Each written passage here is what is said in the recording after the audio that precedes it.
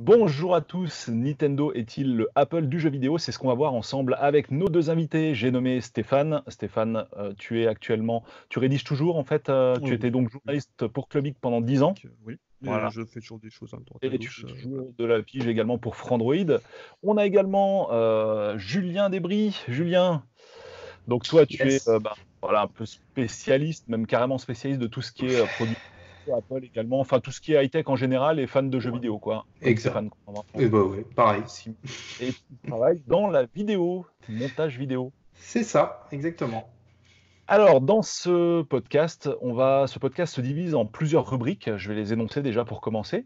On va donc voir quelles sont principalement dans ce podcast les similitudes en fait entre Apple et Nintendo, et on verra qu'il y en a vraiment beaucoup, beaucoup, beaucoup. On verra ça tous ensemble. Et on va commencer par le volet commercial, en fait. Déjà, les similitudes en termes d'offres commerciales, qu'est-ce que Nintendo fait et Apple fait, enfin, qu'est-ce qui vraiment se ressemble. On va voir aussi, bien sûr, le volet hardware, le volet software. On va voir le côté culturel aussi de la marque, tout ce qui entoure l'image de marque, en fait, de l'une et de l'autre des marques. Et on va voir que là aussi, il y a beaucoup de similitudes entre les deux marques. On va voir cette fois l'antithèse un petit peu de l'émission, à savoir ce que l'autre ne sait pas faire. C'est-à-dire un truc que Nintendo sait faire, mais Apple ne sait pas faire, et vice-versa, quoi. Et on va voir que là, il y a aussi des choses, même il y en a quand même beaucoup moins qu'il n'y a de similitudes entre les deux. Et puis, on attaquera donc par la conclusion. Donc, Julien et Stéphane, on attaque par le volet commercial, si je vous dis Think Different, qui est la fameuse phrase d'Apple, en fait, de Steve Jobs. Est-ce que pour vous, cette phrase peut s'appliquer à Nintendo, tout simplement? Qu'est-ce que vous en pensez? Oui et non. Après, disons que ça s'applique surtout, on va dire, depuis le moment où Nintendo a cessé un peu d'être le leader. Parce que forcément, ils avaient vraiment une domination écrasante avec la NES et la Super NES. Sur la génération suivante, avec la PlayStation, ils sont sortis en retard, et quelque part, ça a été un petit peu le point de rupture, c'est-à-dire qu'ils ont cessé de se mettre en concurrence frontale avec leurs concurrents, et ils ont commencé à faire des choses un peu plus originales, essayer d'avoir d'autres publics et d'essayer de trouver un peu d'autres moyens de faire ce qu'ils faisaient et de continuer leur série. En fait. Ok, pour toi, ça a commencé à quelle époque, principalement le point de rupture? Je dirais qu'il y en a eu deux, peut-être. Il y en a eu un premier qui était avec la Nintendo 64, où là, ils ont notamment commencé à innover sur les contrôleurs, et c'est là qu'ils ont commencé vraiment à appliquer leur griffe, vraiment, et à dessiner des manettes complètement différentes de ce que faisait la concurrence, et qui étaient, pour la peine, on en reviendra avec la maîtrise du soft et du hard, qui était faite pour leur jeu presque. C'est-à-dire que quand on voit la manette de la Nintendo 64, elle était faite pour Mario 64 presque, en fait. Donc ça, c'était la première rupture, je pense. Et la deuxième, c'est ce qu'ils ont fait avec la Wii, où là, ils sont carrément allés chercher un autre public, qui n'était pas celui des hardcore gamers traditionnels, mais ils sont allés chercher le grand public avec des jeux plus accessibles, avec évidemment tout ce qu'il y a eu autour de la manette de la Wii, et des mouvements de contrôle par le mouvement, etc. Et aussi sur la 3DS, pareil, avec le stylet et tous les jeux casual qu'il y a eu par rapport à ça. Donc je pense qu'il y a eu vraiment ces deux ruptures-là. Julien, toi, tu vois, c'est pareil, ces deux points de rupture pour Alors, la stratégie du Think Different chez Nintendo? je vois ça un peu différemment. C'est-à-dire que à la base, il n'y a pas du tout de Think Different, hein, parce que quand Nintendo se lance dans la console, c'est au contraire, ils sont sur de la copie de jeux d'arcade, ils commencent à faire 2-3 jeux propres à eux, mais ils copient vachement le reste. Et c'est un beau matin le président qui dit moi, dans un an, vous me sortez une console à prix réduit. Et on balance, quoi, parce qu'ils sentent qu'il y a un marché. Il n'y a pas de volonté à ce moment-là de Think Different. Et le Think Different, il vient plus un peu aussi d'une guerre d'ego chez Nintendo, d'une bataille d'ingénieurs, parce qu'ils ont deux pôles vraiment de développement à ce moment-là, jusqu'à il n'y a pas longtemps d'ailleurs. Ils ont deux gros pôles de développement, et ces pôles se tirent la bourre, et chacun veut sortir un produit un peu différent. Et dès la NES, il y a quand même beaucoup de Think Different chez Nintendo. Ils ont su proposer des produits très variés.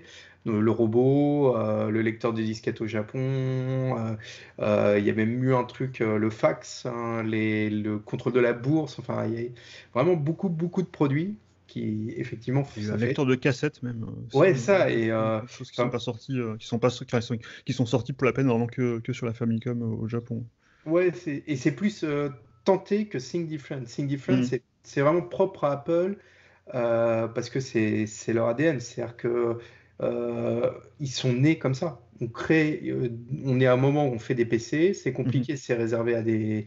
Et il y a un mec qui dit non, moi je veux une boîte où tout marche quand tu branches sans te poser de questions, quoi. Pour Madame Michou qui habite en bas de la rue. Donc Apple, c'est vraiment dans leur ADN. Nintendo, beaucoup moins, et ça le devient là où je rejoins totalement Stuff. La Wii, pour moi, c'est le symbole de l'appelisation de Nintendo. Ouais, alors du coup, je vais passer à mon tour. Je suis assez d'accord hein, globalement avec tout le monde.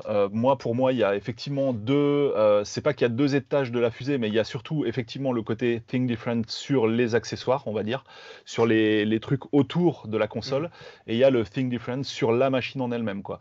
Et effectivement, la première catégorie, ça s'applique carrément au début de Nintendo, mais la deuxième, par contre, c'est à un moment, effectivement, au stade GameCube, on se rend compte que même quand on a la puissance autant que les autres, voire un peu plus, on n'arrive pas à vendre plus que les autres, donc c'est ce que disait Iwata, Nintendo est un mauvais compétiteur, et donc à partir de là, au niveau des consoles, donc là maintenant on parle du lecteur et plus de ce qui l'entoure, ça va être la fin de la course à la puissance, quoi, clairement, et là-dessus on va essayer de penser différemment, mais le lecteur en lui-même, quoi, directement on attaque le cœur du réacteur, quoi, au niveau de cette philosophie et de cette stratégie, quoi.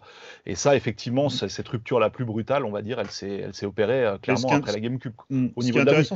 Ce qui est intéressant, c'est de comparer aussi justement par rapport à Apple et pour la peine à Think Different, qui est un slogan qui vient pas de nulle part non plus, qui était le slogan d'Apple au retour de Steve Jobs. C'est lui qui a lancé cette campagne quand il est revenu aux affaires, et il y a aussi une rupture dans ce que faisait Apple, parce qu'Apple il y a eu le moment du Mac, etc. Et il y a eu après le départ de Steve Jobs qui s'est fait débarquer. Et à ce moment-là, Apple a commencé à faire des choses un peu comme les autres. En fait, ils ont fait des boîtes de plus en plus standards, quoi. C'était des PC.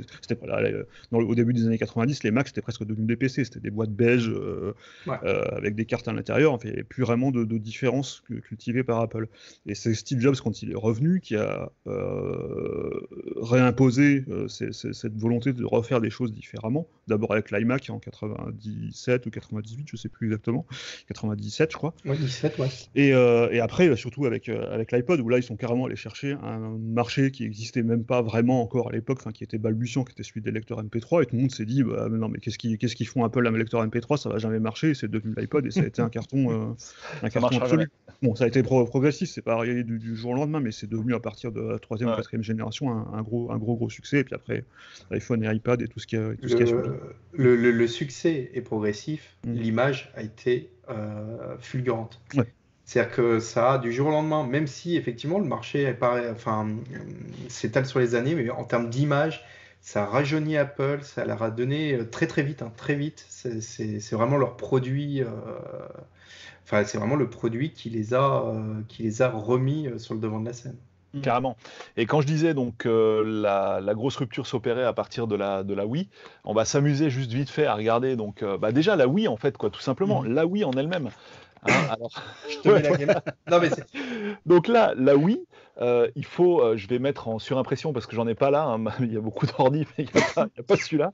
Il faut voir le MacBook blanc, quoi. En fait, c'est exactement le même blanc. Bon, un blanc, c'est blanc, d'accord, mais c'est un blanc glossy, quoi. C'est vraiment pas n'importe quoi. Avec la DS Lite aussi, pareil. La DS Lite était sortie avec ce langage de design-là aussi, Tout avec du plastique blanc glossy.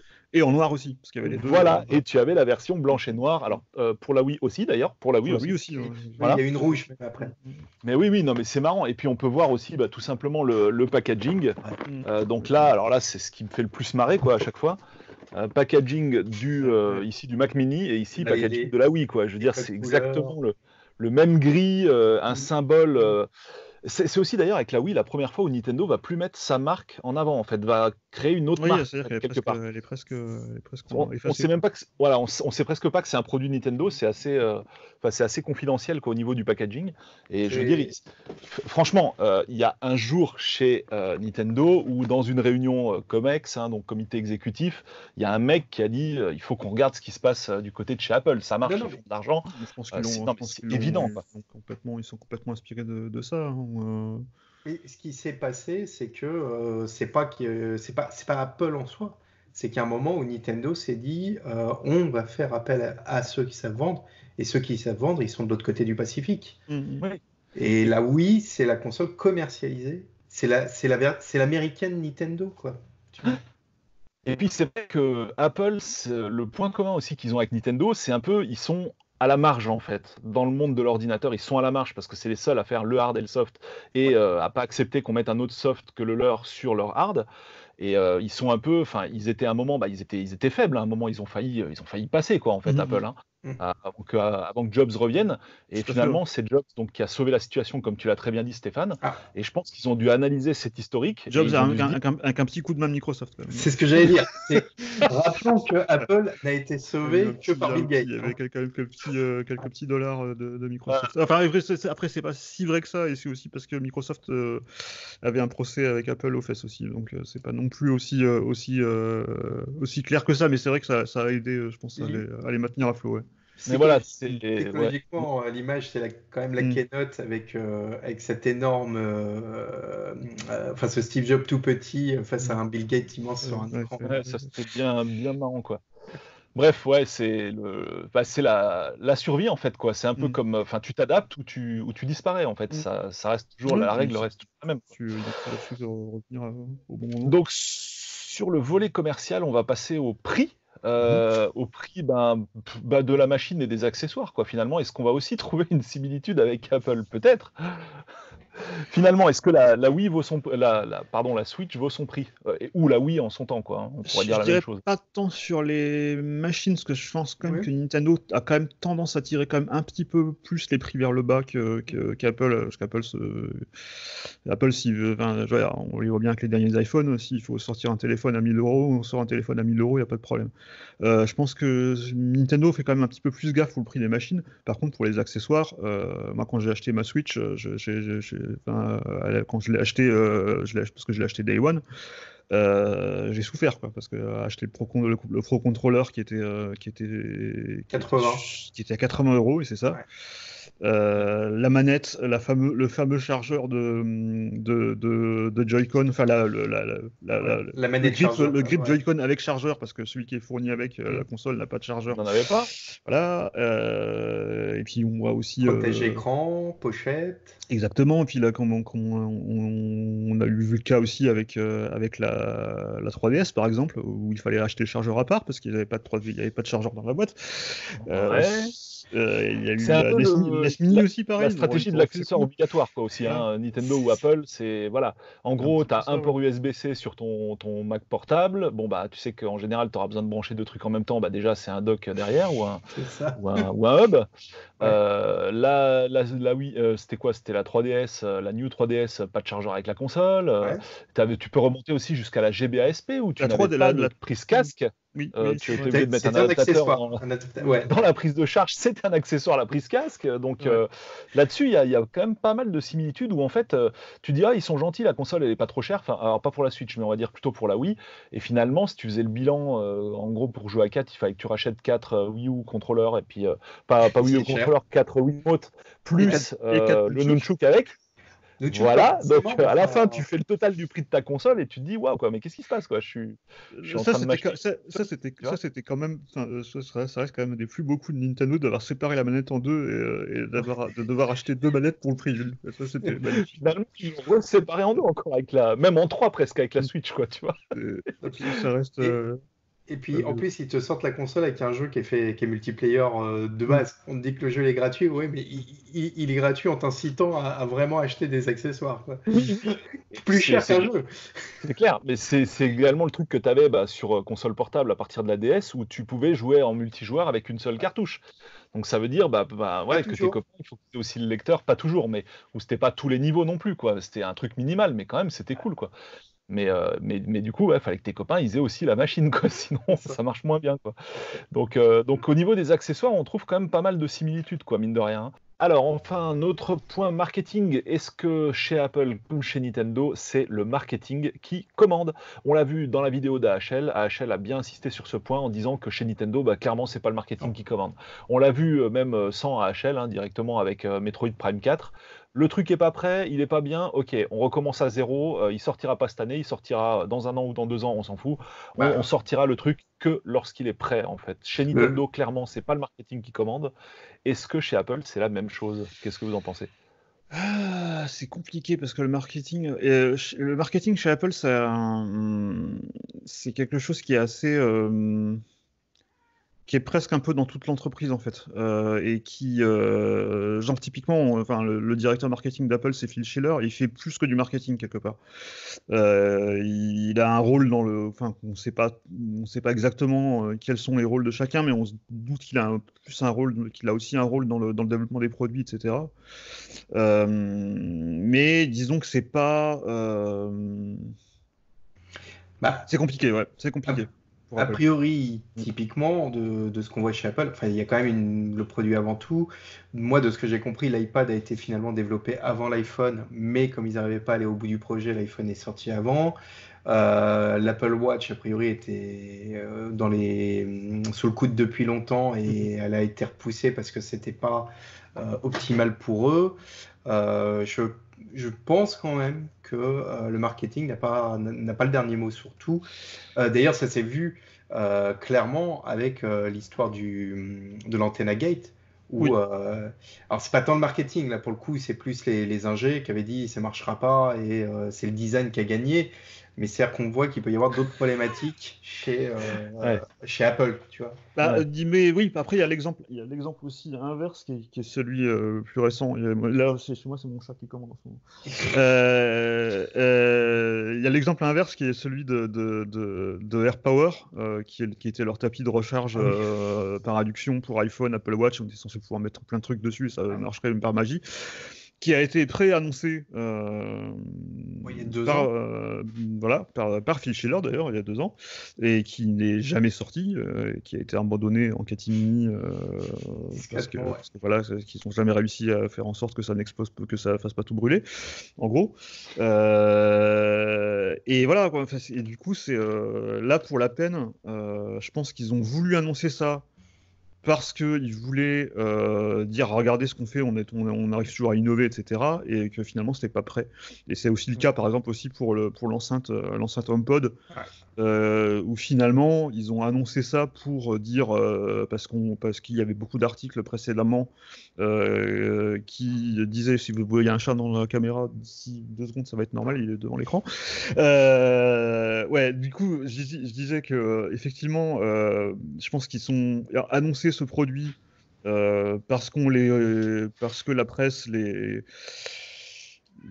taclait sur le fait qu'ils étaient en retard par rapport à Amazon et par rapport à Google, et finalement le truc était pas vraiment prêt, ils l'ont sorti un petit peu en retard en plus, il a manqué des fonctionnalités, et voilà, donc quelque part des fois le marketing chez Apple fait aussi un petit peu des erreurs par rapport et du coup ils l'ont pas sorti quoi. Le HomePod l'ont sorti, l'AirPower l'ont pas sorti. C'est quand même 2 marques capables de prendre des décisions fortes, très brutales, pour des raisons quasi d'ego. Mais on l'a vu que ce soit Nintendo qui, découvrant dans le contrat les liens avec Sony au dernier moment que Sony avait peut-être une mainmise un peu trop forte sur le support CD, décide d'abandonner le développement de la Super NES PlayStation. Et on l'a vu avec Apple qui abandonne plan de Google pour foutre son produit pas fini, parce qu'ils sont en pleine guerre contre Google et qui leur en veulent, notamment pour Android. Donc on voit que c'est 2 marques qui ont quand même des égos très très forts, qui peuvent dominer sur tout le reste, quoi. Et des trucs pas très fair-play, quoi, du genre Nintendo, tu rachètes tes jeux en démat d'une génération à l'autre, ça a pu arriver. Oui. Certaines machines. Oui. Voilà. Même d'une génération à l'autre, et même d'une console à l'autre. Par exemple, sur Wii, il n'y avait pas de compte. La console, tu mettais ton numéro de carte bleue dans la console, il était associé uniquement à ta console. Et si tu voulais racheter une autre Wii par exemple, et que tu voulais rejouer à tes jeux que tu avais déjà achetés, il fallait les racheter. C'était même pas que entre générations. C'est carrément ouf, quoi. Voilà. Alors, c'est vrai que sur Apple, en général, quand tu achètes un jeu iOS, tu l'as à vie, quoi, plus ou moins. Oui. Ça, Pas ça, toujours je vrai, dirais, hein. ils sont plutôt fair play là-dessus. Il y a certains jeux, pour le coup, c'est pas de la faute d'Apple, mais j'ai déjà vu des jeux où quand tu les updates, ils se transforment en version avec. Ça, par contre, oui. Oui, mais Ça, c'est pas Apple, quoi. Chez Apple est pas vraiment. Chez Apple, tu as l'abandon de branchements ou d'accessoires. Oui, C'est-à-dire qu'il y a des trucs que tu oui. pourras pas, tu vois, des accessoires qui sont plus compatibles, des types de branchements qu'ils abandonnent. Et puis aussi, là, plus récemment, là, par contre, il y a eu quand même un gros truc, c'était par rapport aux jeux qui étaient encore en 32 bits et qui ont été complètement abandonnés, puisque le 32 bits marche plus maintenant ni sur iOS et ni sur Mac d'ailleurs non plus. Et où là, du coup, de jour au lendemain, des jeux qui étaient plus mis à jour ne fonctionnaient plus du tout avec iOS. Voilà. C'est vrai que oui, eux ils s'en foutent. Hein. Quand il y a une rupture, voilà, c'est aussi ce qui a fait leur succès, parce que d'un autre côté, ça leur permet d'avoir moins de bagages techniques à gérer. C'est à double tranchant, quoi. C'est d'un côté, il y a pas la rétrocompatibilité un petit peu mise en danger de manière permanente, c'est-à-dire qu'on ne sait jamais exactement quand ton iPhone ou ton iPad va cesser d'avoir des mises à jour.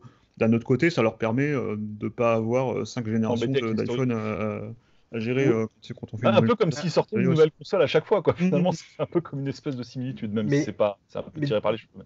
Tu vois, là où je mets un bémol, par contre, c'est que je pense que c'est vraiment le reproche qu'on peut faire aux deux marques, et je pense que c'est le reproche qu'on ne pourra plus faire aux deux marques. Je pense que c'est peut-être le point sur lequel ils ont le plus travaillé. Parce que quand tu regardes Apple maintenant, sur le fait qu'ils ont mis vraiment en place pour que tu conserves tes chansons, peu importe les changements de support, et ils te font progresser même la qualité. Et pareil pour les films que tu as achetés et qui suivent les évolutions de marché sans que tu aies à payer. Et là, Nintendo qui essaye justement d'unifier ses comptes. Non, il y a quand même eu des progrès par rapport à ce niveau-là, quoi. Voilà, tu vois, le fait de proposer sur la Switch non plus que tu rachètes tes jeux Super NES, mais via un abonnement, certes, mais quand même, tu as accès aux jeux gratos. Je pense qu'ils ont réfléchi, je pense qu'ils ont conscience que voilà, ça s'est vu. On va peut-être pas y retourner. Ça se reproduira peut-être pas, quoi, d'un côté comme de l'autre. C'était hier, quoi, en fait, ce genre de truc. Et voilà, on a fait un peu le tour à ce niveau-là, je pense. Ça vous dit qu'on passe au volet hardware les accessoires, c'est du hardware, mais je parle de la machine en elle-même, quoi. Et un petit point de détail, en bloquant vachement les accessoires. C'est-à-dire que les accessoires tiers sur ces deux marques, généralement, c'est toujours ça marche moins. T'as des problèmes, ça marche moins bien. Clairement. Très clairement. Ce qui est pas, tu vois, ce qui est pas vrai ailleurs, quoi. Mais eux, ça quand même, je dirais sur les autres marques, c'est un peu la même chose, quoi. C'est-à-dire, tu prends de la carte mémoire non officielle PlayStation, à l'époque des cartes mémoire, quoi. Maintenant, il y en a plus évidemment. Mais j'avais très souvent eu des problèmes avec ça, alors que bon, avec l'officiel, zéro problème. Quoi. Non, mais jusqu'à la PS2. Mais là, par contre, Apple va jusqu'à à avertir l'utilisateur maintenant en cas d'utilisation d'un accessoire tiers, quoi, par exemple. Et Apple, c'est barjot, t'as carrément le Mac lit le numéro de série du chargeur quand tu branches un chargeur, quoi. Je veux dire, si demain ils veulent couper ils peuvent supprimer tous les chargeurs non officiels, ils ont qu'à appuyer sur un bouton chez eux, quoi. C'est un truc de ouf. Alors du coup on va passer au volet hardware cette fois. Alors bien sûr les accessoires c'est du hardware, mais là on parle hardware plus spécifiquement au sens console, enfin la machine ou l'ordinateur du côté d'Apple, quoi, évidemment, puisqu'Apple a fait des consoles mais n'en fait plus. Peut-être que ça reviendra, on ne sait pas.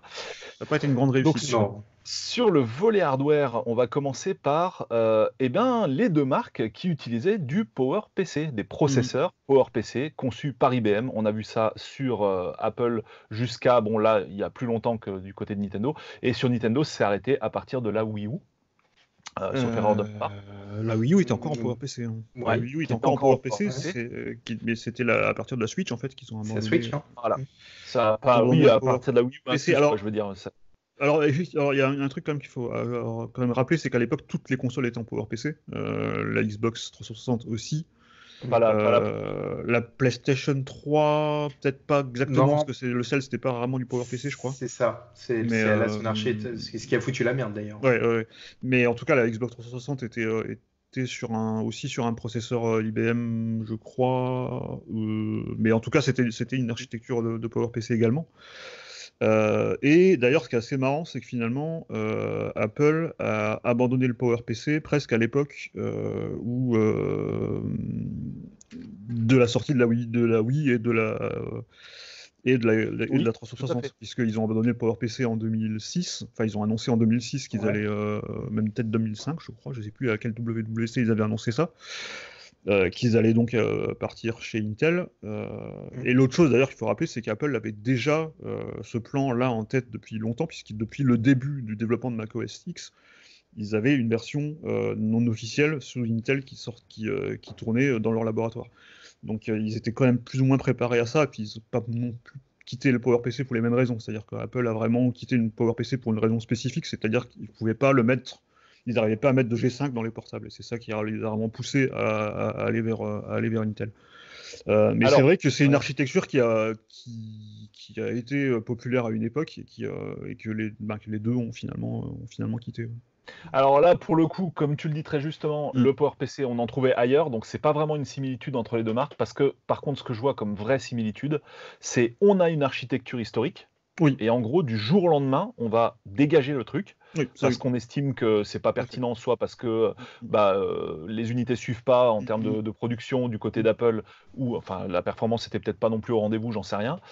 Et du côté de Nintendo, c'est maintenant on va faire avec du ARM quoi en fait. Et c'est les premiers pour le coup à faire ça quoi. En fait là Nintendo ils ont clairement une longueur d'avance sur Apple puisque côté Apple on en parle de ça. Hein. Il y a alors que les autres sont plutôt revenus vers un truc encore plus finalement plus classique qui était du x86.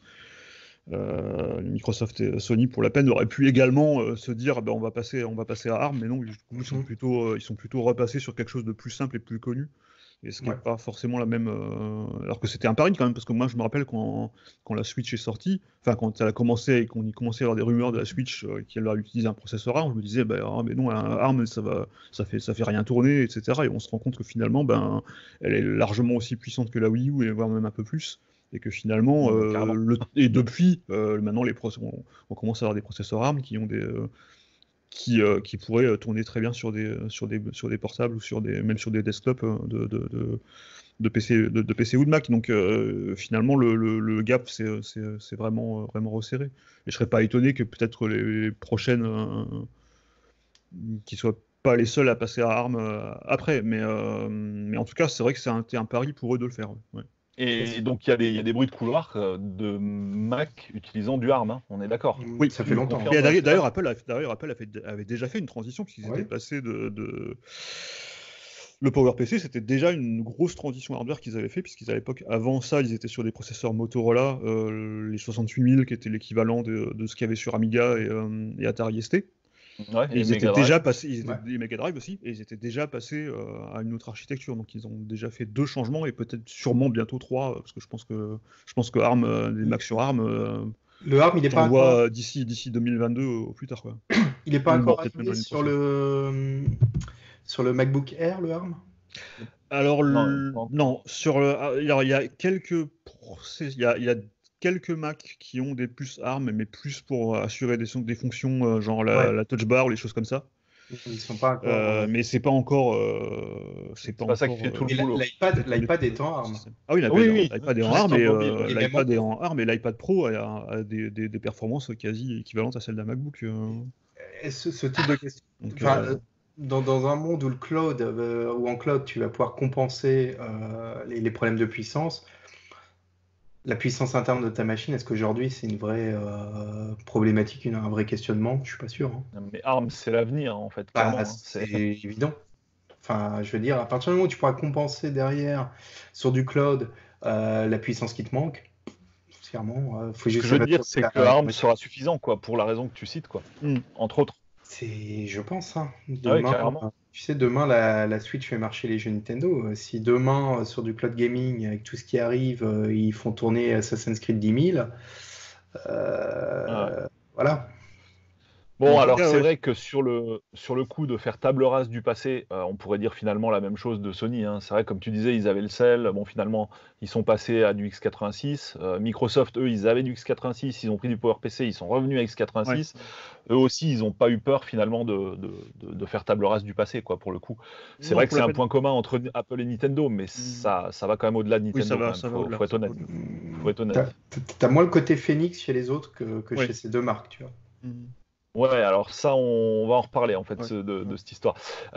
Ensuite, sur le volet software, alors c'est une rubrique qu'on aurait pu mettre dans les deux volets hard ou soft. Déjà au niveau hardware, est-ce que vous pensez qu'on a fait le tour ou pas? Bon, Alors, juste.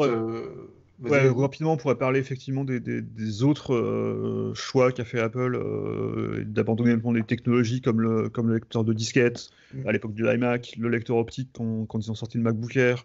La prise casque.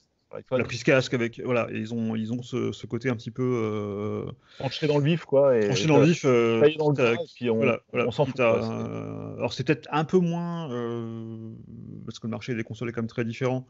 Le cas pour Nintendo, mais on peut aussi voir ça. Ils ont taillé dans la puissance, quoi, déjà. Voilà, ouais. Déjà un truc de fou, quoi. C'est ce qui était la pierre angulaire à une époque, quoi. Ils ont taillé dans le support aussi, parce qu'ils ont toujours des supports qui sont à contre-courant des autres. Carrément, les cartouches, les mini DVD. Oui, ils suivent pas. Et même la Wii, elle lisait pas les DVD, tu vois. Ouais, c'est vrai. Carrément, ouais, carrément. On a donc fait le tour du volet hard, selon vous? Oui. Alors moi, c'est vrai qu'au niveau hard, j'avais un point quand même, c'était la faculté de vendre du hard technologiquement inférieur grâce à du soft en or, en fait. Alors soft en or, ça peut être l'OS, typiquement dans le cas de l'iPhone, quoi, par exemple.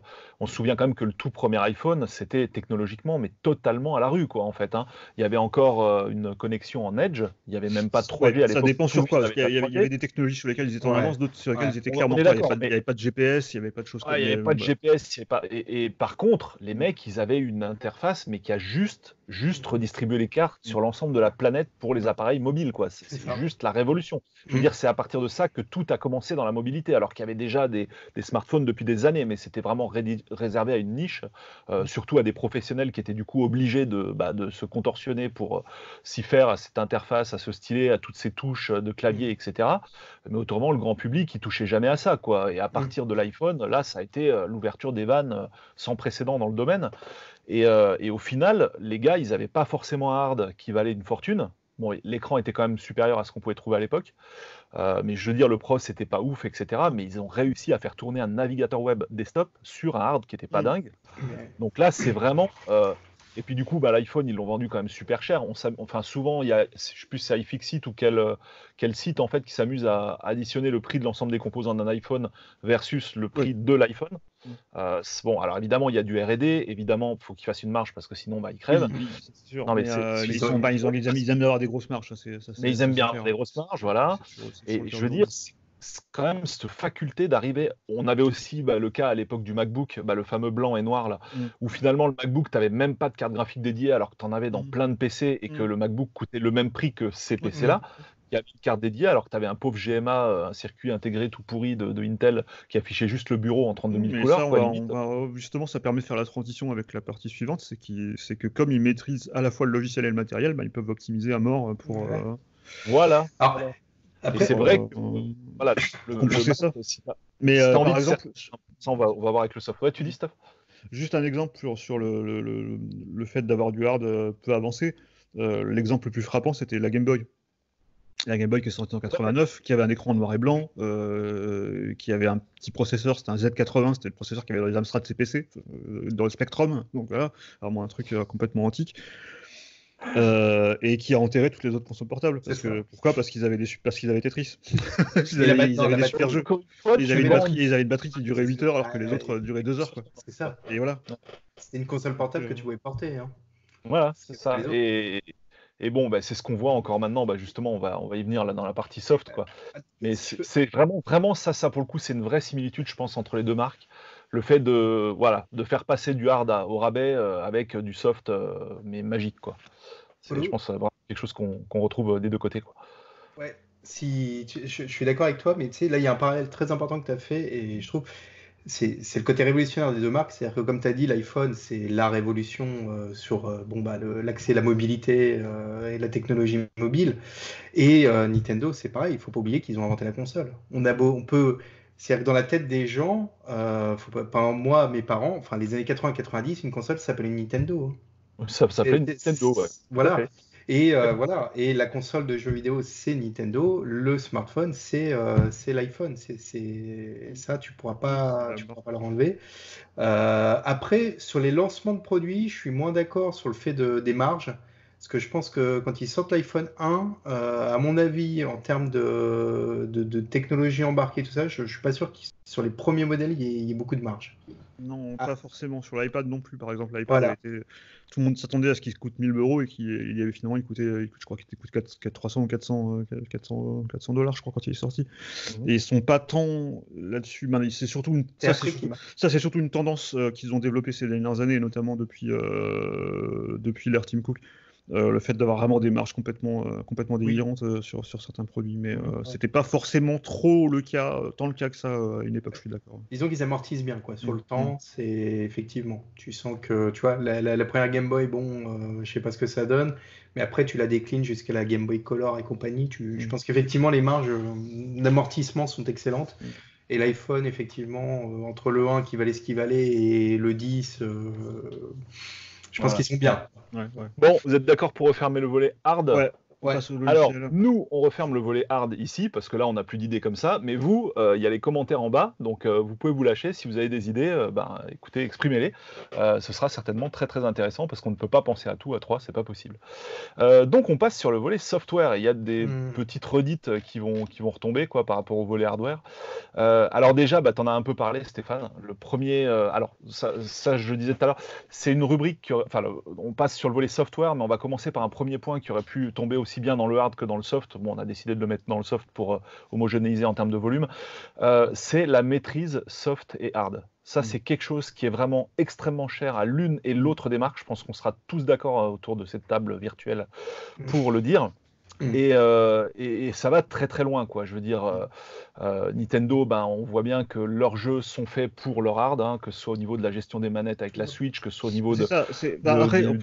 C'est l'inverse. Le hard est fait pour leur jeu. C'est ça. Oui, voilà, c'est ça. On peut tourner ça dans les deux sens, quoi. On peut dire ça de la plupart des constructeurs même de tous les constructeurs de consoles qui sortent tous leurs propres jeux, mais chez Nintendo, ce qui est différent, c'est qu'on sent vraiment que leur matériel est fait pour leur jeu. Et c'est ça, en fait, ils sortent vraiment. Il n'y a aucune marque, à part Sega, du temps où ils faisaient des consoles encore il y a longtemps, avait ce côté-là. Même eux, c'était presque plus forcé parce que c'était pratiquement les seuls qui pouvaient faire des jeux sur leur console puisque tous les éditeurs étaient déjà chez Nintendo. Mais du côté de Nintendo, on sent vraiment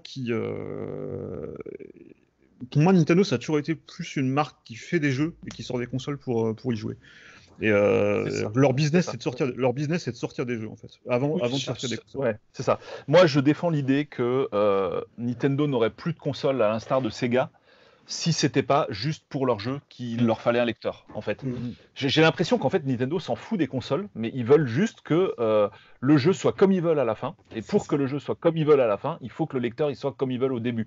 C'est-à-dire ça commence par le lecteur, quoi, en fait. Et on retrouve exactement ça avec Apple, où on se souvient, Stéphane, des tests d'autonomie, par exemple, qu'on faisait sur les ordinateurs portables.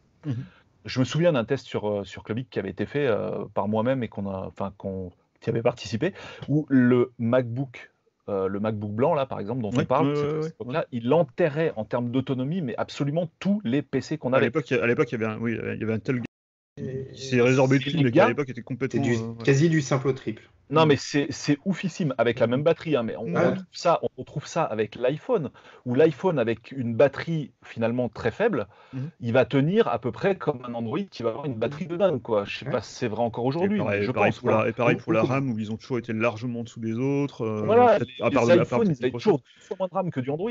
Et c'est encore le cas aujourd'hui. Tout à fait. Maintenant, tu as des téléphones Android qui ont 12 Go de RAM, on verra jamais ça dans un iPhone. Un iPhone, je crois que le maximum, je crois qu'encore le maximum, c'est encore 4 Go, je crois, il me semble, sur les derniers. Pas sûr, mais il y a peut-être du 6 maintenant, mais c'est pas. Et je suis pas sûr. Non, mais c'est vrai qu'en tout cas à l'époque, mais c'est encore vrai aujourd'hui, ils faisaient la même chose en termes de rapidité avec 2 fois moins de RAM, quoi.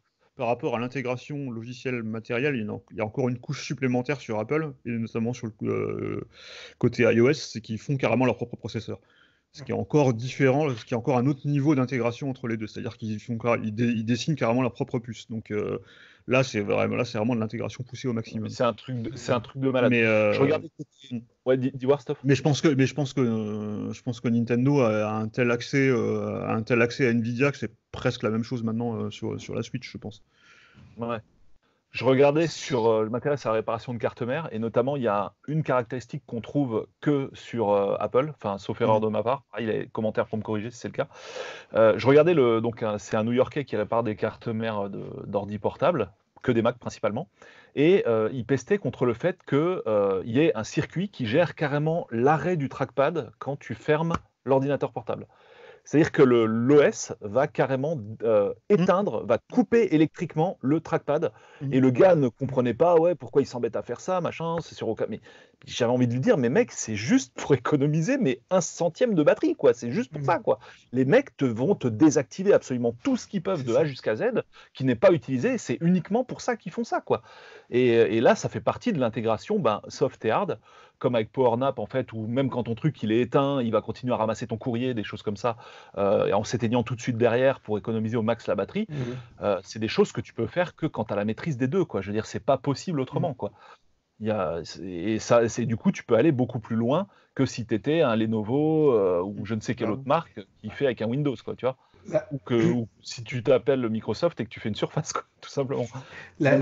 Microsoft a quand même maintenant un sacré degré aussi de. C'est-à-dire que sur la dernière Surface, il y a carrément Intel qui leur a fait une puce plus ou moins customisée notamment pour la batterie, je crois. Enfin, peut-être pas sûr pour la batterie, mais ils ont quand même maintenant un niveau un petit peu supérieur, mais qui reste quand même. Enfin, ça reste quand même un processeur Intel, quoi. C'est pas.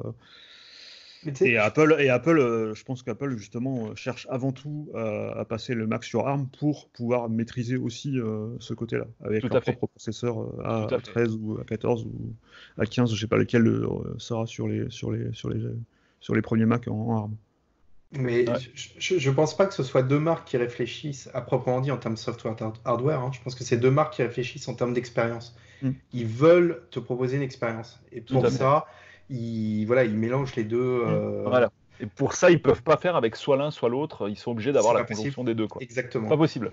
C'est clair. C'était une des phrases préférées de Steve Jobs. C'était d'un informaticien, j'ai oublié le nom, qui disait que, en gros, que les gens qui pensent sérieusement au logiciel ne peuvent pas penser également au matériel. Enfin, c'était difficile à traduire, mais c'était un peu cette idée que si tu faisais du logiciel, il fallait également penser à faire ton propre matériel pour qu'il le suive.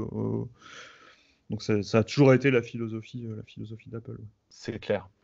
Alors ensuite, au niveau, toujours dans le volet software, donc Apple, c'est un lecteur de soft Apple, que ce soit Final Cut Pro 10, que ce soit même OS 10, quoi, tout simplement. Hein, ça reste, c'est un logiciel, c'est un OS, mais je veux dire, OS, tu peux pas l'utiliser ailleurs. Cet OS, tu peux pas l'utiliser ailleurs. Donc voilà, c'est mais de manière assez détournée et de moins en moins facile.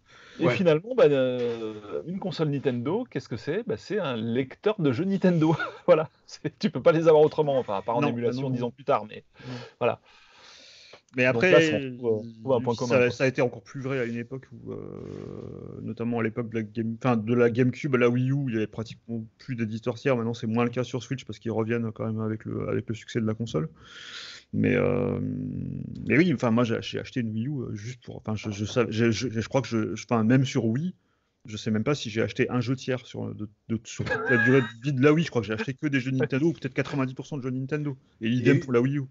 Il y a eu quelques bons jeux tiers, des bons jeux tiers sur les deux. Il y a eu des très bons jeux tiers sur les deux, hein, mais le ratio de jeux Nintendo était quand même complètement clair.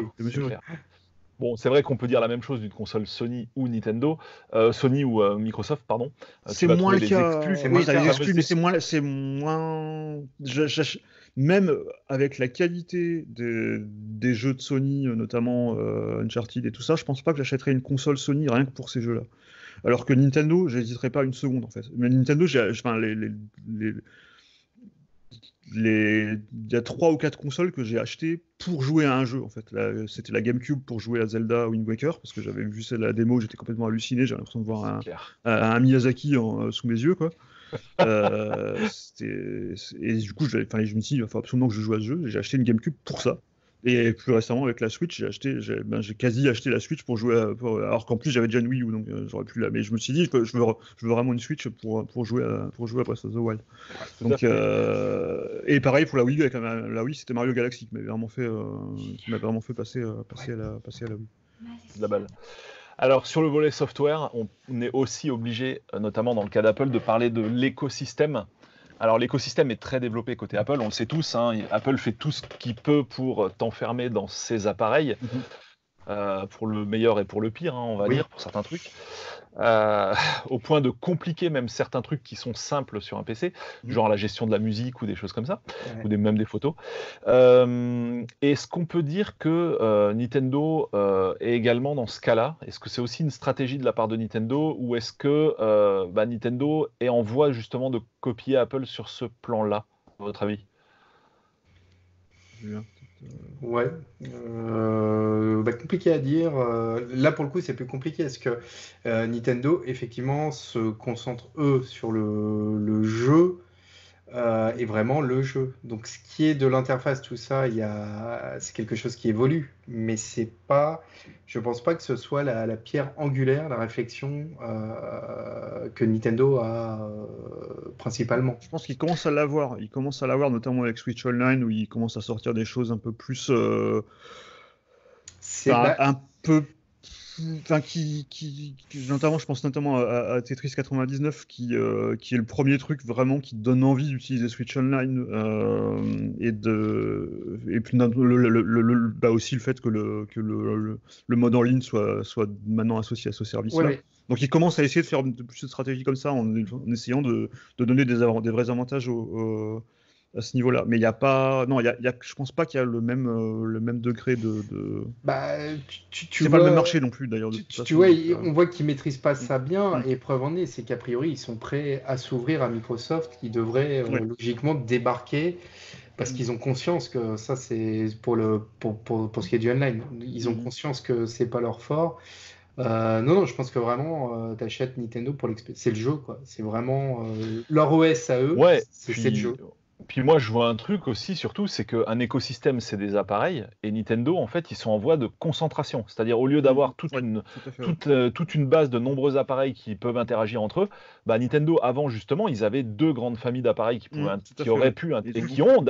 interagi entre eux, puisqu'on avait quand même le lecteur de jeux Game Boy Color pour la Super NES ou des choses comme ça. La manette, la GBA qui servait de manette pour la GameCube. La GBA qui servait de manette pour la GameCube. Il y a eu plein de trucs comme ça. Mais par contre, là, ils sont en voie de concentration de marché, c'est-à-dire que au lieu d'avoir finalement deux appareils, ils en ont maintenant plus qu'un, quoi, qui fait les deux environnements. Donc ça, ça pourrait faire l'objet d'une autre émission. C'est le succès de la Switch. Est-ce qu'il est réel ou pas? Ou est-ce qu'il est dû au fait que maintenant, ils ont plus de console portable et que du coup, il y a une partie du chiffre de vente qui s'est déporté sur la Switch? Ça, c'est encore un autre débat, mais je veux dire, il y a plus vraiment d'écosystème. Il peut plus vraiment y avoir d'écosystème Nintendo. À moins que demain ils sortent une console de salon, ou j'en sais rien, qui interagissent avec la Switch par le biais d'un slot cartouche Switch, je ne sais pas. Mais aujourd'hui, ils ont plus qu'une machine, quoi, réellement, quoi, qui est suivie. Donc du coup, on peut peut-être plus vraiment parler d'écosystème, quoi. Ils ont plus qu'une gamme. Voilà, ouais, tout à fait. Mais oui, complètement. Par contre, tu as raison. Je pense que l'écosystème Nintendo, il est en train de se réduire, même si il s'unifie. On voit que sur Internet, tout ça, enfin, qu'il y a une volonté de la part de Nintendo d'avoir quelque chose de beaucoup plus unifié. Mobile maintenant, en plus. Voilà. Oui, voilà, avec le mobile, enfin voilà, de créer un mini écosystème Nintendo, mais c'est pas, voilà, on n'est pas. Alors que celui d'Apple s'ouvre justement, parce que maintenant Apple se compte de plus en plus sur d'autres appareils, notamment avec Apple TV+, qui lance sur les Amazon Fire TV Stick et sur les télé Samsung. Il y a aussi Apple Music qui est dispo sur Android, mais ça c'est plus historique, parce que comme c'était issu du rachat de Beats, l'application était déjà dispo sur Android, donc là c'est plus historique. Par contre, on peut utiliser Apple Music sur une enceinte Alexa.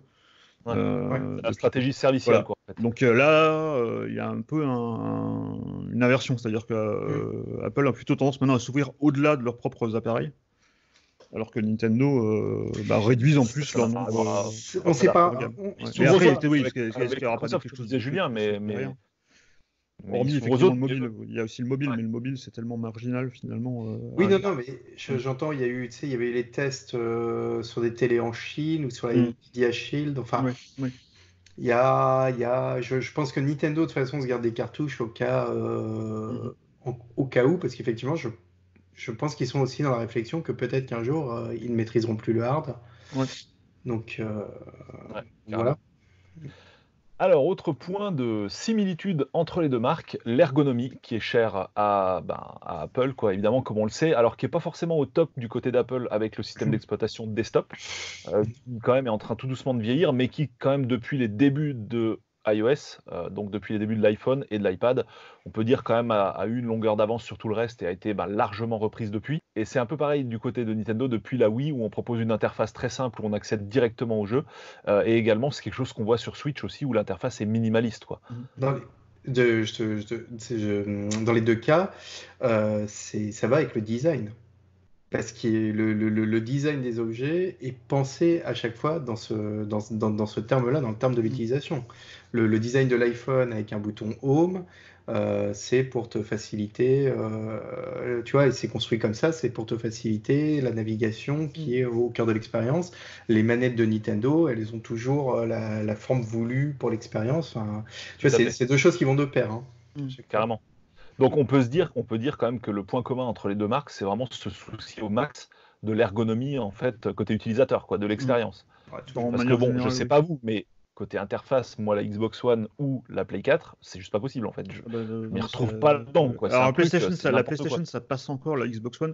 J'ai l'impression que c'est pire à chaque fois en plus. Enfin, c'est pire. Là, il y a une mise à jour qui va arriver, j'ai peur parce que j'ai l'impression que ça va être encore une nouvelle catastrophe. Sans parler des performances, mais ça c'est encore un autre débat. Ouais, c'est clair. Mais après, on précise qu'on n'a rien contre ces marques et qu'on a tout à la maison et qu'on aime bien ces marques. Hein. C'est juste par contre, effectivement, non, la Xbox One, c'est pas possible. L'interface.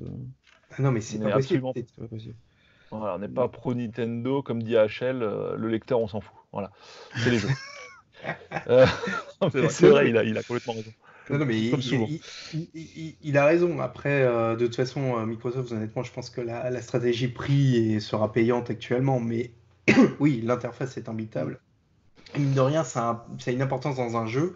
Parce que quand tu es en train de faire un jeu et que, comme un couillon, tu appuies sur un bouton en pensant que ce sera telle action, mais que non, ça te balance sur le truc pour envoyer du streaming, ça pète les couilles. C'est pareil pour la PS4. Vous avez déjà arrivé d'appuyer sur Share comme un réflexe de select. Tu vois, c'est ça, exactement pareil.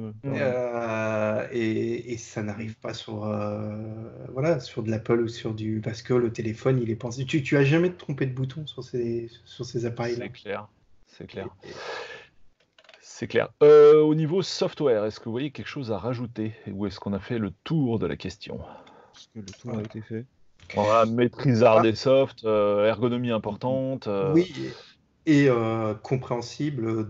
À chaque fois, c'est compréhensible par tout le monde, tout âge, tout de suite. Exactement. Ouais, c'est ça. Non, c'est clair. Ça, c'est vraiment, ça fait partie des volontés de la société. Et ça, pour le coup, côté Nintendo, c'était même bien avant le changement de stratégie à partir de la Wii, quoi. Hein. Franchement, ça, ils l'ont toujours eu, ce truc. Toujours. Quoi, je veux dire. On se souvient sur GameCube, quand Resident Evil est sorti, ils ont voulu refaire intégralement l'ergonomie parce que pour eux, c'était juste pas possible que quand tu appuies sur le bouton avant, le truc il recule, quoi. Il vienne vers toi, le personnage. Ce qui était le cas sur la PSX, quoi. Enfin, la PS1. Donc ça, c'est un truc qu'ils ont toujours eu, Nintendo. D'ailleurs, on se souvient aussi du premier niveau de Mario Bros. Exactement. Qui en réalité, dont le début est un tutoriel carrément intégré au niveau, quoi. Ce qui est complètement fou à cette époque-là. Tu replonges ça dans le contexte de 85, les mecs, ils avaient déjà tout compris, quoi. C'est barjo, quoi. Donc ça, c'est vraiment un gros point commun entre les deux marques, en fait, qui est assez capital. Du coup, on va passer au volet culture d'entreprise, culture de marque, culture de personnalité aussi.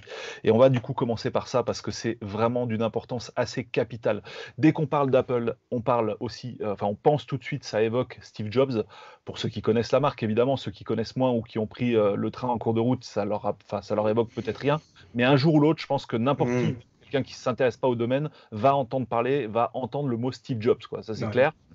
Et côté Nintendo, n'importe qui s'intéresse de près ou de loin à la console ou qui va en posséder une, va entendre parler du nom Miyamoto. Voilà. Et au final, c'est des entreprises qui sont personnifiées, en fait, quelque part.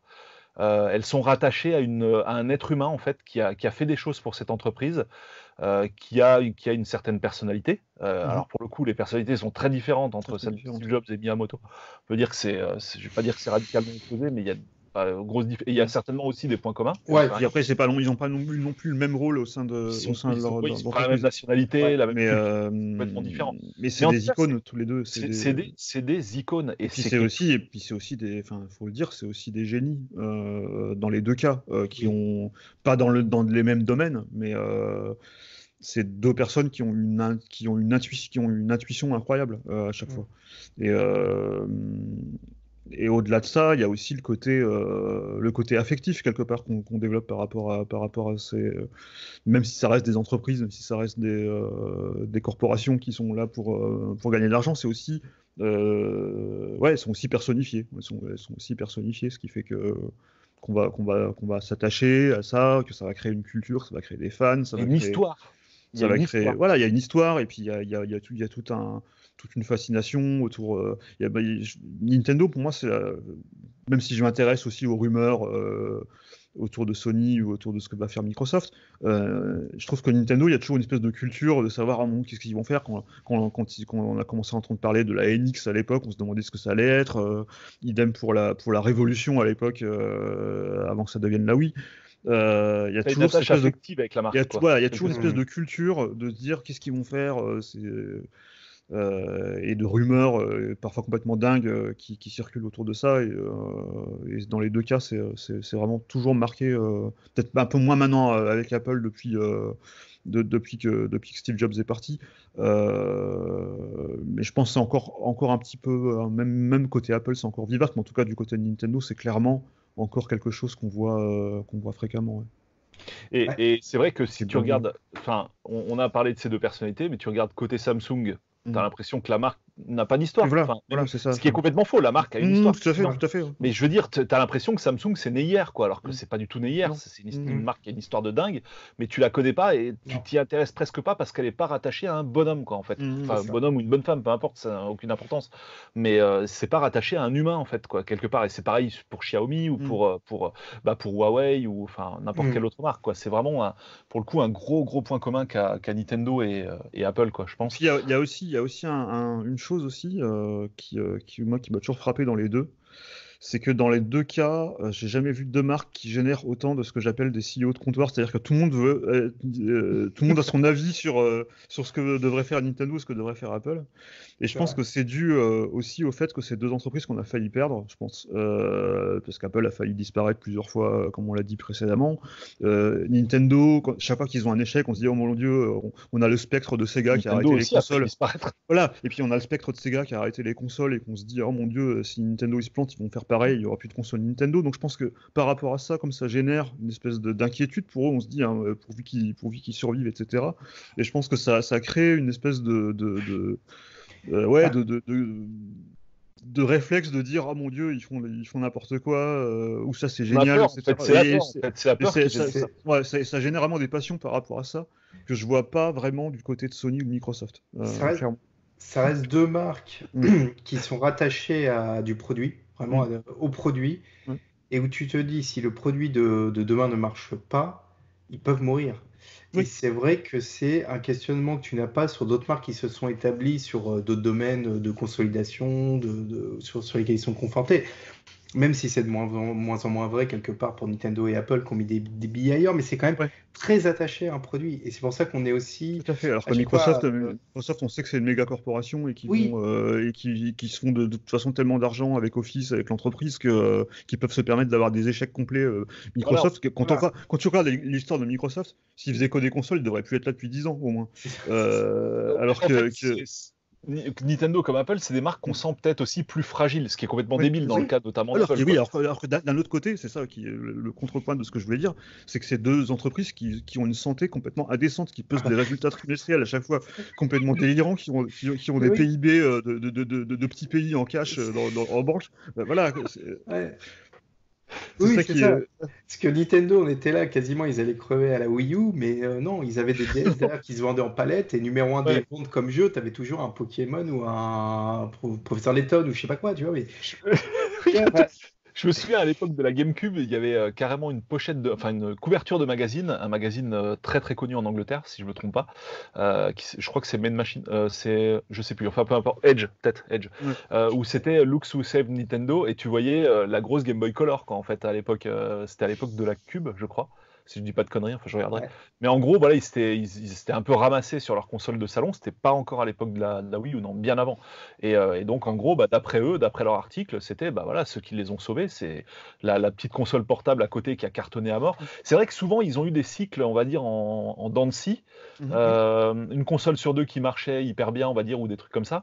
Et le cycle était inverse au niveau de la mobilité. Donc, du coup, c'est toujours un des deux secteurs qui Mais les comme rattrapait. Apple, hein, où pendant longtemps ils ont cartonné avec l'iPod, alors que le Mac marchait pas mal, mais pas tant que ça. Ils n'avaient pas encore l'iPhone. Enfin, les années de l'iPod, vraiment jusqu'à ce que l'iPhone décolle vraiment. L'iPod, je sais plus combien de pourcentage du chiffre d'affaires dépendait Apple, du chiffre d'affaires de l'iPod. C'était assez énorme. Et alors que c'était à la base un produit qui était censé être juste un accessoire. Et ils ont réussi à survivre longtemps, je pense, pas grâce à ce succès-là. Et ça aurait peut-être pas été le cas s'ils avaient eu que le Mac ou à l'époque où Windows était vraiment au top. Donc ouais, il y a aussi un parallèle sur ce point. Ouais. Alors avec ton histoire si haut de comptoir, c'est un peu, on est un peu des fois mauvais, on va dire, avec ces marques, parce qu'on est passionné. Et c'est un peu le qui aime bien châtie bien, quoi, hein. Exactement. Ouais, complètement ça. On veut qu'ils réussissent parce qu'ils ont fait des trucs qui sont dans les deux cas complètement extraordinaires et à de multiples reprises. Et quand ils font des trucs pourris, je vois dans nos notes que Miyamoto a quand même créé un magnifique jeu qui s'appelait Wii Music, par exemple. Ou quand Apple fait des choses complètement aberrantes, comme le clavier papillon sur les MacBook Pro, qui était une catastrophe à la fois ergonomique et de fiabilité. On se dit, mais voilà, rendez-nous le génie qui a sorti, qui a fait qu'Apple a sorti l'iPhone. Bon, c'était lié d'une part à Steve Jobs, mais je pense pas que à Steve Jobs. Donc on se dit, ouais, voilà, quand est-ce qu'ils vont revenir au top, quoi. Et parce qu'on aime ce qu'ils ont fait quand ils étaient à leur sommet. Carrément, carrément. Est-ce qu'au niveau culture, on a tout passé en revue selon vous et qu'on peut passer au next? Oui, Ouais. dernier point sur la culture, ce sont deux marques en culture interne assez fortes. C'est-à-dire qu'on sait que Nintendo au Japon, c'est très apprécié. C'est là où beaucoup de Japonais veulent aller travailler chez Nintendo et a priori les conditions de travail sont pas mal. Et chez Apple, ça a aussi cette aura. Les gens veulent bosser chez Apple. Voilà. Même si c'est pas forcément là où tu gagneras le mieux, mais ils ont une aura. C'est des entreprises qui ont vraiment une aura, pas que pour le client, quoi, qui dépasse, Tout à fait. qui sont dans l'imaginaire, quoi. Alors il y a un point. Il y a un point sur lequel j'ai pas pris le mien. Il y a un point sur lequel on a oublié de passer, qui est à mon avis assez important, c'est le secret. C'est-à-dire que, alors, c'est vrai que c'est moins vrai pour Apple, en fait. Ils ont dû comprendre que faire monter la sauce en amont avec des folies à la con, ça leur portait. C'était bon pour eux, quoi, d'une manière ou d'une autre. Mais par contre, c'est toujours vrai pour Nintendo, hein. Ça, c'est clair que les mecs, la veille pour le lendemain, tu sais pas la console qu'ils vont te sortir tant qu'ils n'ont pas décidé que tu le saches, quoi. On est d'accord avec ça. C'est la culture Apple, du secret. Apple, il y a un mélange enfin, je pense qu'il y a des choses qu'ils laissent passer parce qu'au bout d'un moment, ils se disent de toute façon, on n'y arrivera pas parce que avec la production en Chine, etc., ça va forcément leaker. Mais je pense qu'au départ, ils étaient vraiment ancrés là-dessus et que, enfin, à l'époque, il y avait vraiment des grosses surprises dans les keynotes. Je me rappelle à l'époque de l'iPhone, elle n'avait pas du tout fuité avant. Et c'était le cas jusqu'à le premier gros cas de leak. Est-ce qu'il était contrôlé, est-ce qu'il ne l'était pas? C'était l'iPhone 4 qui avait été oublié dans un bar. Ouais. Depuis malgré les déclarations de Tim Cook qui dit cette année on va mettre le paquet sur le secret et on va verrouiller toutes les sources. 2 semaines avant un keynote, tu as toujours toutes les infos. Limite, tu peux déjà. Enfin, je me rappelle, moi, les dernières confs qu'on avait suivies pour Clubic, limite, tu pouvais déjà écrire les news la veille parce que tu savais déjà tout. Donc, mais c'est partout, c'est dans tous les constructeurs sont dans ce truc-là maintenant. Mais c'est vrai qu'il y a toujours quand même. il y a toujours quand même quelque chose que tu sais pas et que tu as envie de savoir surtout. C'est surtout que c'est toujours intéressant de savoir mais qu'est-ce qu'ils vont faire. La Switch a pas du tout leaké. Par contre, on avait quand même des infos par-ci par-là et qui sont avérées exactes au Le final. seul truc qui avait leaké, c'était les cartouches, quoi. Enfin, le support Ouais. cartouche. Mais Le sinon, support reste, cartouche, c'est quand même si le coup des manettes détachables, ça avait quand même, il y avait quand même eu quelques rumeurs là-dessus avant. Ouais. Mais pas longtemps avant, peut-être une semaine avant, pas... Ouais, je pense qu'Apple aimerait bien retrouver une espèce de culture du secret, mais leur taille très gros. Ils sont beaucoup trop gros. Je sais pas, moi j'ai l'impression que c'est un peu maîtrisé quand même tous ces leaks, mais il y a des deux, je pense qu'il y a des deux. Il y a des deux, et je me rappelle qu'il y a des constructeurs qui nous avaient avoué que c'était carrément Ouais, non, ça ils te le diront pas, c'est clair. Que c'était carrément du leak contrôlé, mais... Oui. Off the records. Non, mais je dis pas, mais je pense que demain, s'ils s'apprêtent à nous envoyer un gros produit inattendu, je pense que là, tout sera verrouillé. Oui. Tu vois. Oui, tout C'est-à-dire qu'il y a une différence entre leaker un iPhone que tu sais pertinemment qu'il va sortir et leaker je sais pas. Même pour la montre, ça avait leaké à mort avant, je crois. Hein. Ouais, pas tant que ça, non. Pas tant que ça. On savait sur quoi ils bossaient, quoi. Oui, on savait plus ou moins ça. On sait toujours, de toute façon, parce qu'il y a toujours des gens qui travaillent et qui vont balancer des choses, mais non, oui, de toute façon, dans les deux cas, il y a quand même cette culture-là qui est quand même très présente. Ouais, carrément. Bon, on va refermer ce chapitre, sauf si vous avez un truc à rajouter. Et on va passer à ce que l'autre ne sait pas faire. Ce que l'autre ne sait pas faire, eh bien, c'est tout simplement ce que Nintendo ne sait pas faire et que Apple sait faire, et vice-versa. Et donc, c'est un peu l'antithèse, on va dire, de tout ce qu'on a vu précédemment. Et on va commencer par les éditeurs tiers côté Nintendo qui arrivent à faire du vrai Nintendo. On l'a vu par exemple avec Luigi's Mansion 3, on l'a vu avec la série Metroid faite par Retro Studio. C'est des jeux, on l'a vu évidemment avec Rare à l'époque de la 64, forcément, ou si sans Rare la console n'existerait quasiment pas en termes de jeux, quoi. Sega sur GameCube avec le F-Zero. Voilà, Sega sur GameCube avec le F-Zero qui a fait même avant, d'ailleurs, chef-d'œuvre. Sur NES, et donc, d'ailleurs, apparemment, Nintendo avait demandé à Sega comment ils avaient fait parce qu'ils ne pensaient pas que c'était possible sur leur machine. C'est assez rigolo. Il y a une anecdote là-dessus. Donc, est-ce que Apple est capable de faire ça? C'est-à-dire, est-ce que Apple est capable de déléguer un truc, de faire faire à quelqu'un d'autre ce qu'ils devraient faire eux et de le commercialiser et que ça ait la même qualité que si c'était eux qui l'avaient fait. J'ai pas d'exemple en tête. Non. Et c'est peut-être leur faiblesse. Et je pense que c'est leur faiblesse et je pense que les rares fois ils ont essayé de faire quelque chose un petit peu comme ça, c'était une catastrophe. Et c'était par exemple, moi je pensais il y a une dizaine d'années, ils avaient eu un partenariat avec Motorola. Ils avaient sorti, on était avant l'iPhone, c'était genre en 2004 ou 2005. Ils avaient sorti un téléphone en partenariat avec Motorola, un téléphone qui pouvait fonctionner qui pouvait utiliser iTunes en fait, et synchroniser de la musique avec iTunes. Et Steve Jobs avait fait une démonstration de ce truc et c'était une catastrophe absolue. Et pareil qu'il était furieux de la chose. Donc maintenant, est-ce qu'on peut dire que finalement Apple commence à l'apprendre, ce qu'on a dit par exemple par rapport à ce qu'ils sont en train de faire sur leur service TV,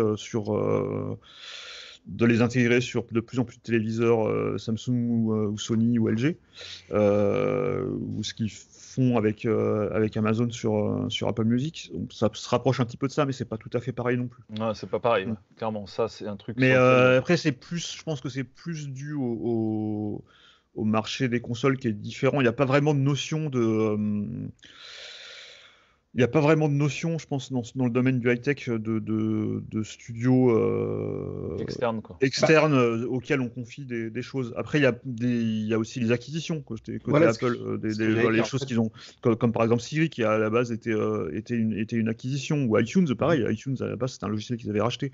Mais là, ça se passe plutôt comme ça en général. C'est-à-dire qu'Apple va plutôt acquérir une équipe et les faire travailler sur quelque chose en interne. Shazam aussi que Apple a racheté. Ouais, exactement. On n'a absolument rien fait d'ailleurs. Si, chaque fois que tu Shazam un truc, c'est marqué acheter sur Apple Music ou écouter sur Apple Music. Voilà, mais je crois que c'est tout ce qu'ils voulaient en faire en fait. Je trouve que ça va s'arrêter là.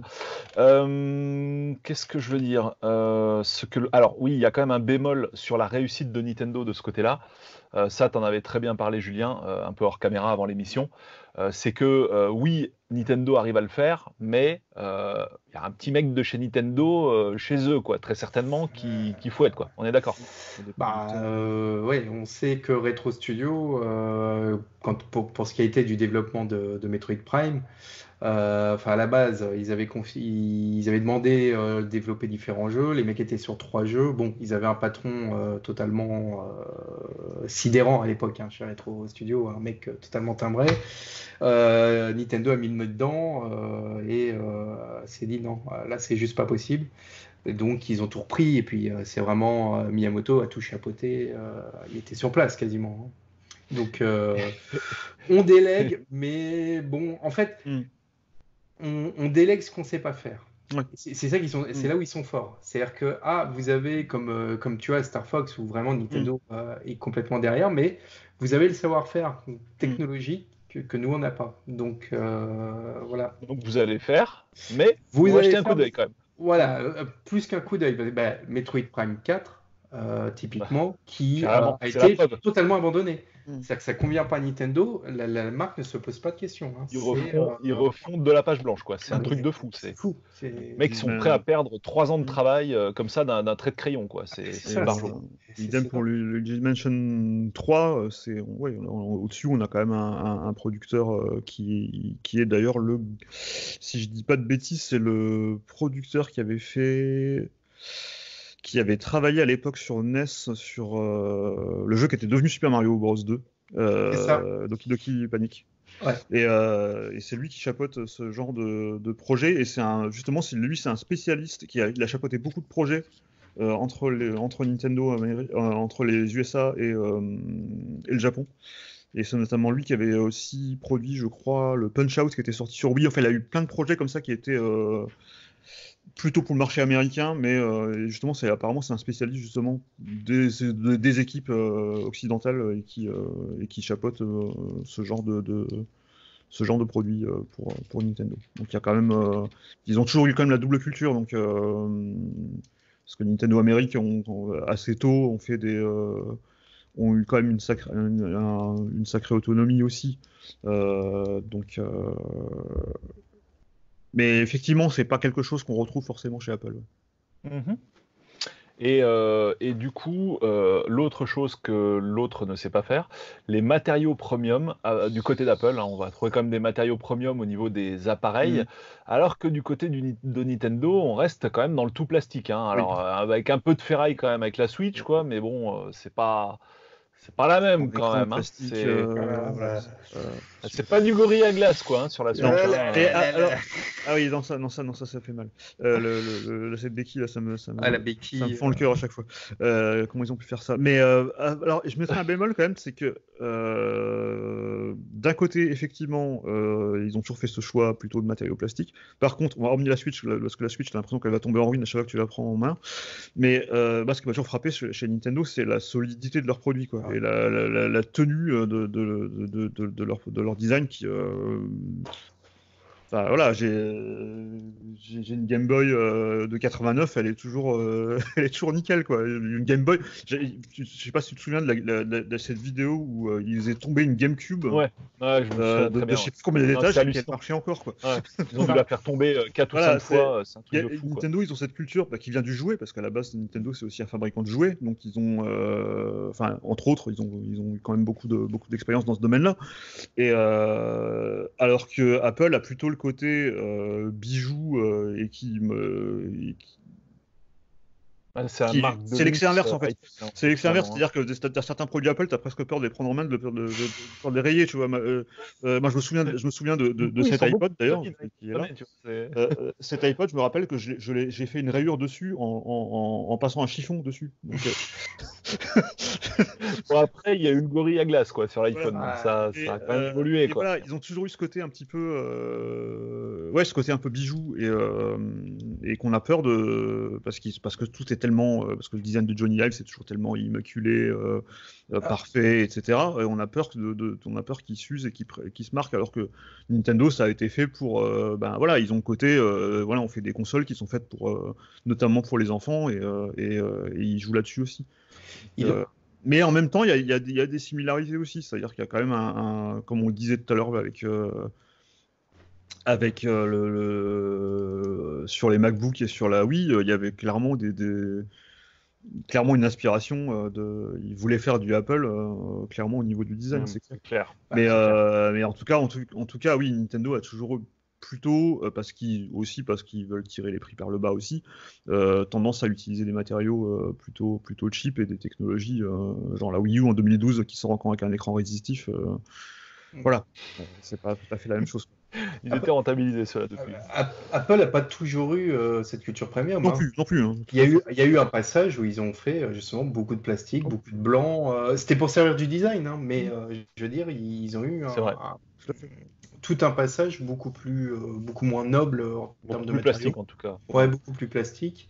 Après, oui, il y a quand même toujours un peu ce souci du détail, là où effectivement chez Nintendo, tu sens qu'il y a le souci du design, mais il y a une volonté dans les prix du marché, voire. Ouais, tout à fait. Il y a quand même une grosse différence. C'est clair.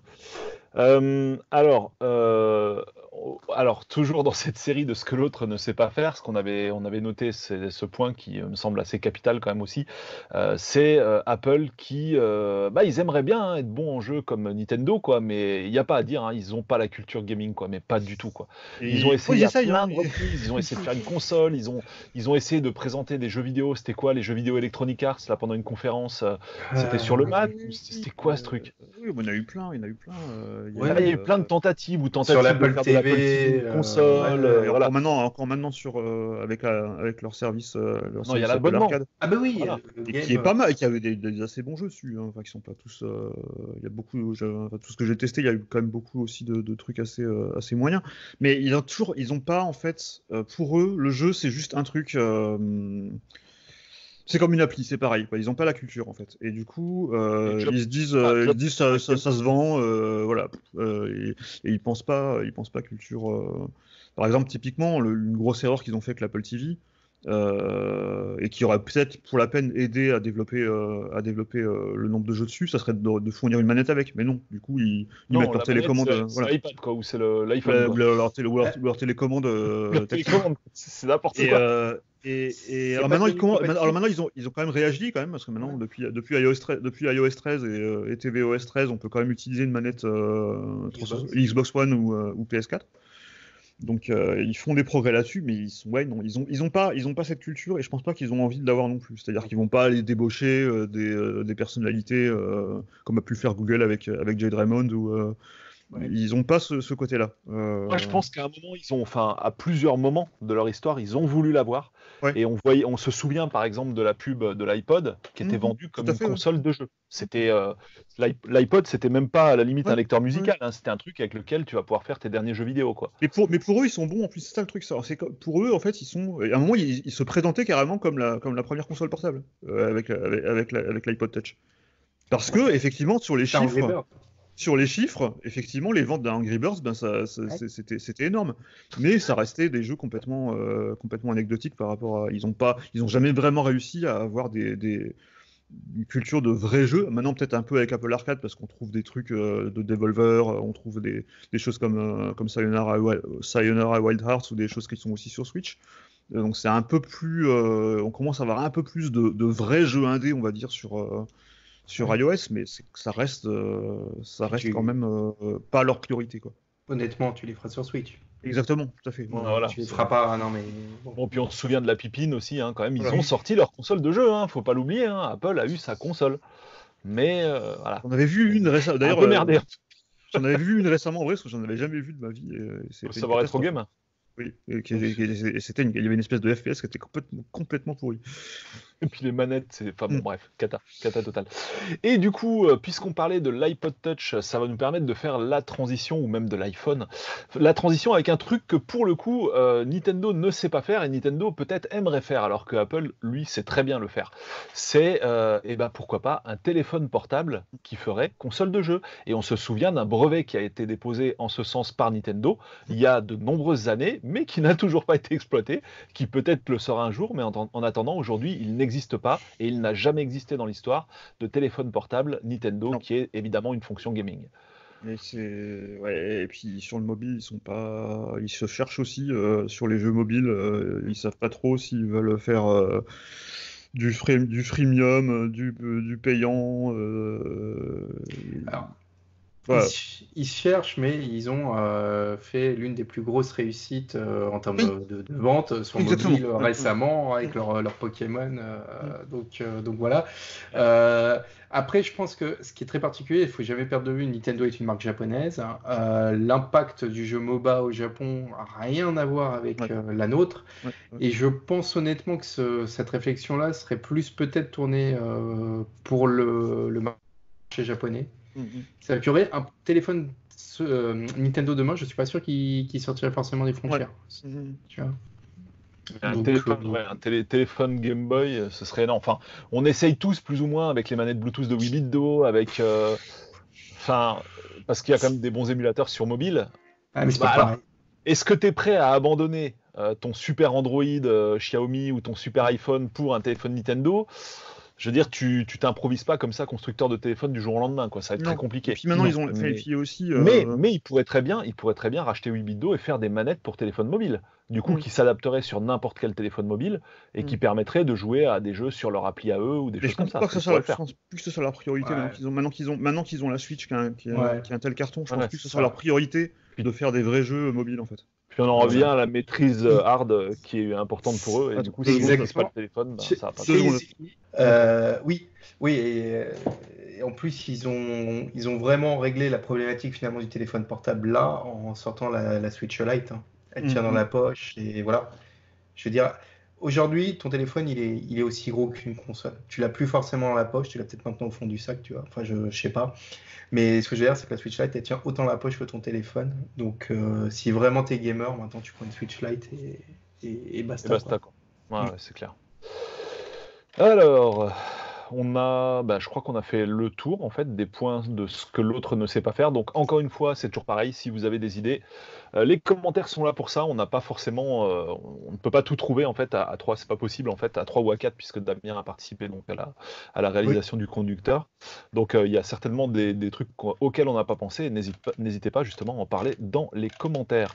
Du coup, on va passer sans transition à la conclusion. Allez, c'est parti. Alors, pour commencer, on va voir si le côté innovation d'Apple est toujours aussi vrai. On a vu que ça, c'était un point commun vraiment entre les deux marques, le côté innovation. On va essayer de ne pas faire du produit en série du 1er janvier au 31 décembre et pendant toute la durée de vie de la société. Non, on va vraiment essayer de sortir des sentiers battus en sortant des produits vraiment différents. Est-ce que ça, c'est toujours vrai côté Apple? Alors, côté Nintendo, on n'a pas trop de doutes et on va dire que la dernière console en date est là pour nous le prouver ou nous le rappeler. Mais côté Apple, est-ce qu'il n'y a pas un petit peu une perte de vitesse à ce niveau-là? Est-ce que c'est pas en train de devenir quelque chose qui pourrait passer dans la rubrique des choses différentes entre les deux marques dans les années à venir? On va commencer par ce point, si vous le voulez bien. Est-ce qu'on peut toujours réinventer la roue? Non, c'est très compliqué. Je pense qu'ils ont sorti un produit incroyablement fort avec l'iPhone. On attend tous, on espère tous la prochaine révolution d'Apple. Elle vient pas.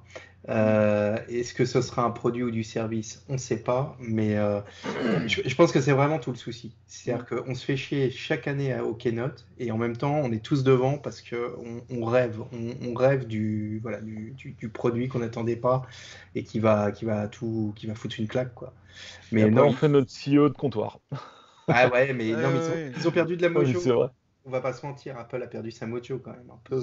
Disons qu'ils sont entrés dans une phase où ils arrivent toujours à innover, mais ça va être plus sur des fonctionnalités ou sur des choses comme des accessoires. Par exemple, un gros succès d'Apple récemment, c'était les AirPods, qui sont juste des écouteurs sans fil, ok, mais c'est quand même cool.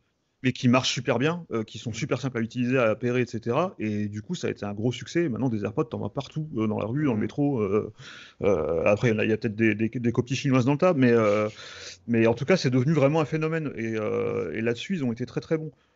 Sur l'Apple Watch, on peut quand même dire qu'ils ont réussi à faire un beau produit et à le faire pas mal évoluer, notamment au niveau santé, au niveau fitness. Ils arrivent quand même toujours à sortir des belles fonctionnalités dessus. Mais il n'y a plus. Moi, ce qui me manque vraiment dans l'Apple ces derniers temps, et que justement j'ai eu un petit peu avec les AirPods, c'est un truc que je trouvais génial. C'est tellement simple. Et pourquoi personne ne l'a jamais fait avant. Et j'ai plus ce truc-là. Vraiment, on parlait il y a une fois avec Polo, je me rappelle de iDVD par exemple. À l'époque, vraiment iDVD, iDVD, c'était vraiment un logiciel qui te permettait en quelques clics sur un bouton de faire un DVD, quoi. Et ça, un personne DVD d'autre qui tabasse, quoi. Voilà, et personne d'autre savait le faire aussi bien. Et ça, je le trouve plus vraiment aujourd'hui. Mais ça n'empêche pas qu'ils sortent des très bons produits. Les derniers iPhones, c'est très bon. C'est des très bons téléphones. Les iPad Pro, les iPad Pro qui étaient sortis en 2018, c'est les meilleures tablettes de loin, de très loin, qui sont disponibles sur le marché. Mais disons que ça reste des évolutions itératives en fait de ce qu'ils ont déjà fait. Ouais. Et il y a moins ce côté. C'est pas le cas chez Nintendo, hein, carrément. Enfin, eux, ils vont trancher à chaque génération. Quoi. Je serais pas étonné qu'ils le refassent, et je serais pas étonné, comme l'a dit Julien, que ça soit pas un produit, que ça soit un service ou quelque chose d'autre. Ouais. Alors, en fait, finalement, Nintendo arrive à continuer à se renouveler, même avec d'autres directeurs généraux. Enfin, au gré de leur CEO, ils arrivent à continuer à se renouveler. Ce qui, finalement, du côté d'Apple, a l'air moins évident, en fait, quoi. Finalement, l'après Steve Jobs a l'air plus compliqué en termes d'innovation, quoi.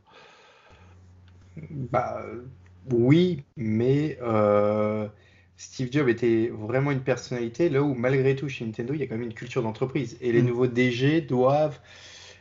Ils sont choisis quelque part parce que c'est ceux qui correspondent le mieux à l'image de Nintendo. Tu vois, au-delà d'une personne, à chaque fois, ils ont choisi quelqu'un parce que, voilà, il avait cet ADN Nintendo. En fait, Nintendo existait, c'est ça le truc, bien avant.